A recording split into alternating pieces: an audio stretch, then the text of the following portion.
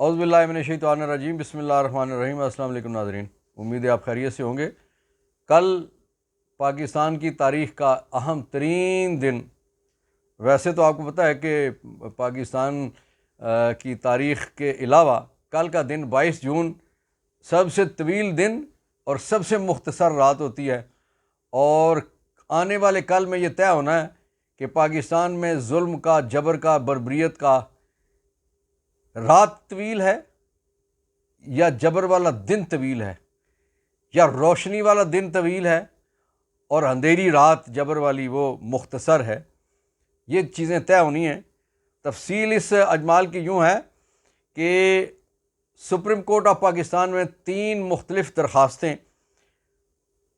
9 مئی کے واقعات کے حوالے سے جو موجودہ حکومت نے فوجداری مقدمات کے حوالے سے فوجی عدالتیں قائم کیں، اور طے یہ کیا گیا کہ جو لوگ 9 مئی کے واقعات میں ملوث تھے ان میں سے بہت سارے لوگوں کے مقدمات، بہت سارے لیڈر کے، بہت سارے کارکنان کے، عام شہریوں کے مقدمات فوجی عدالتوں میں بھیجے جائیں، اور فوجی عدالتوں کے بند کمروں میں جہاں کوئی پتہ نہیں چلتا کون وکیل ہے، پتہ نہیں چلتا کون گواہ ہے، پتہ نہیں چلتا کیا بحث ہوئی، کیا شہادت آئی، اور کوئی پتہ نہیں چلتا کیا فیصلہ ہوا، اس طرح کا فیصلہ کروایا جائے۔ لیکن پاکستان چونکہ ایک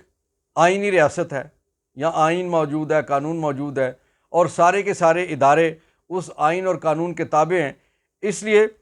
پاکستان کے پاکستانیوں نے، جن میں جناب سابق چیف جسٹس جواد احمد خواجہ وہ ایک درخواست گزار ہیں، ایک درخواست گزار پاکستان کے سینئر ترین وکیل جنہیں پوری دنیا جانتی ہے، اور ان کا نام بہت حوالوں سے بڑا معتبر محترم ہے، جناب اعتزاز احسن، وہ وکیل ہیں، اور ایک اور اس میں جو پٹیشن ہے وہ چیئرمین پی ٹی آئی جناب عمران خان صاحب کی طرف سے، قاسم کے ابو کی طرف سے ہے۔ ان 3 پٹیشنز کو یکجا کر کے سپریم کورٹ آف پاکستان کے چیف جسٹس جناب عمر عطا بندیال صاحب نے 9 رکنی بینچ قائم کیا ہے، اور دلچسپ بات یہ ہے کہ اس بینچ میں آنے والے چیف جسٹس جناب قاضی فائز عیسیٰ صاحب بھی شامل ہیں، اور دیگر کئی ایسے ججز صاحبان انکلوڈنگ سردار طارق صاحب،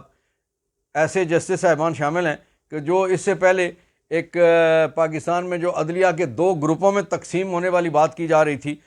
اس بینچ میں سارے کے سارے دونوں سائڈ کے جو ججز صاحبان ہیں ان کو یکجا کر کے ایک خوبصورت بینچ بنایا گیا ہے، تاکہ کوئی ایسا تاثر نہ دیا جا سکے کہ یہ کسی ایک شخص کی پسند کا بینچ ہے اور کسی ایک شخص کی پسند کے حوالے سے یہ معاملات چلیں گے۔ تو ناظرین، پاکستان کی تاریخ میں بدقسمتی یہ ہے کہ اس سے پہلے بھی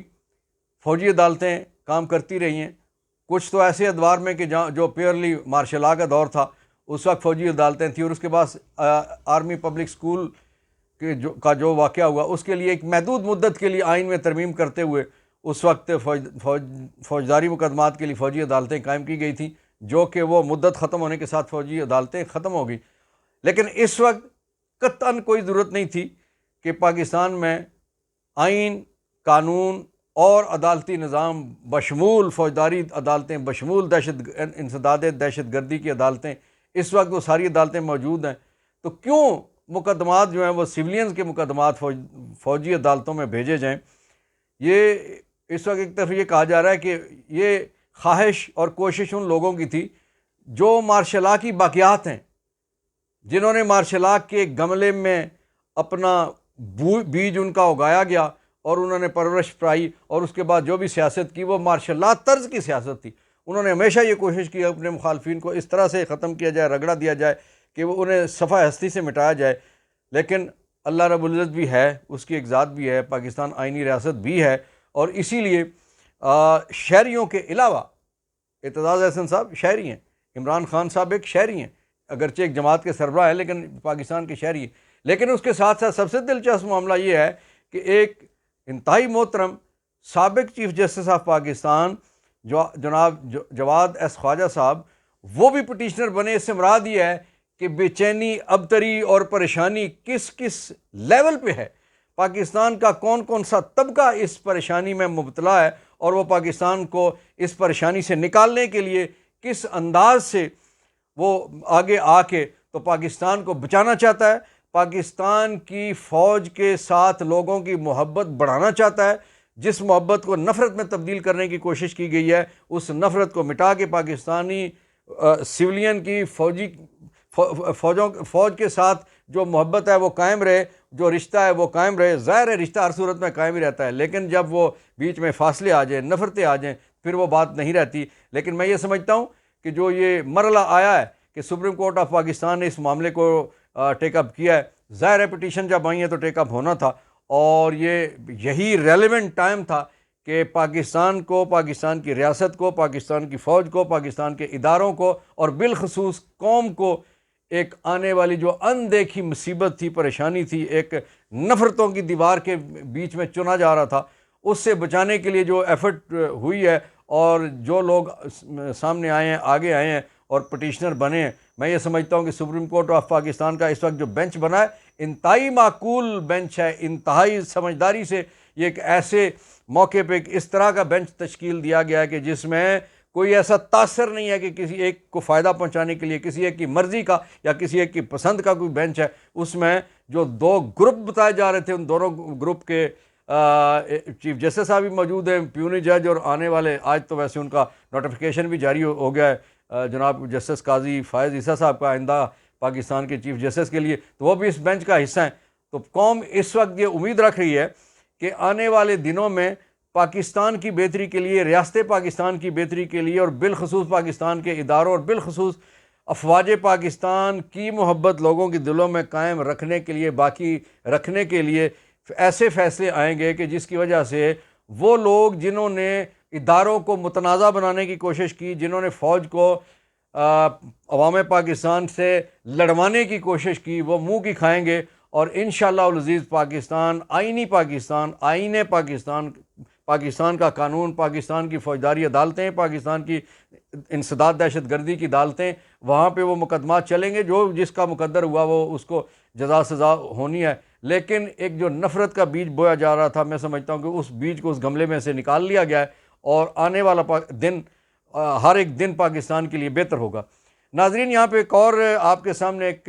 مختصر سی خبر رکھتے ہیں، اگرچہ خبر بہت بڑی ہے لیکن مختصر اس لیے کہ آپ کا ٹائم بچانے کے لیے،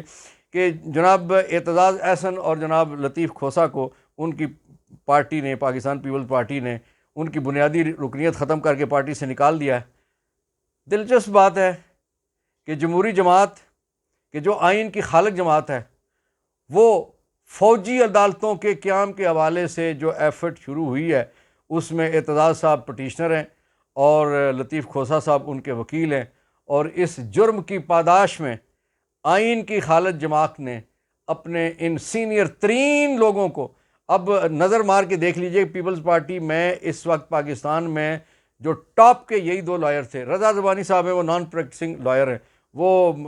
صرف سینٹ کی حد تک وہ ان کے معاملات ہیں۔ پریکٹسنگ لائر میں اس وقت اس جماعت کے پاس ان دو افراد کے علاوہ کوئی ٹاورنگ پرسنالٹی نہیں ہے، اور صرف اس وجہ سے کہ وہ حق کے ساتھ کھڑے ہیں، سچ کے ساتھ کھڑے ہیں، بلکہ آئین کے ساتھ کھڑے ہیں، ریاست کے ساتھ کھڑے ہیں، اور پارٹی کے ساتھ بھی کھڑے ہیں، انہیں اس جرم کی سزا دی گئی ہے۔ چلیے،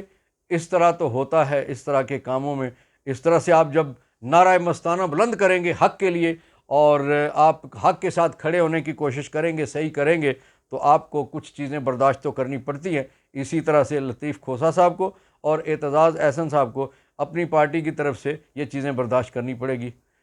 ہماری دعا ہے کہ آنے والا ہر ایک دن پاکستان کے لیے بہتر ہو، اور اللہ رب العزت پاکستان کو بہتری کی طرف، خوشحالی کی طرف، ترقی کی طرف گامزن کرے اور مشکلات میں سے نکالے۔ اللہ آپ کا، میرا، ہم سب کا حامی و ناصر ہو۔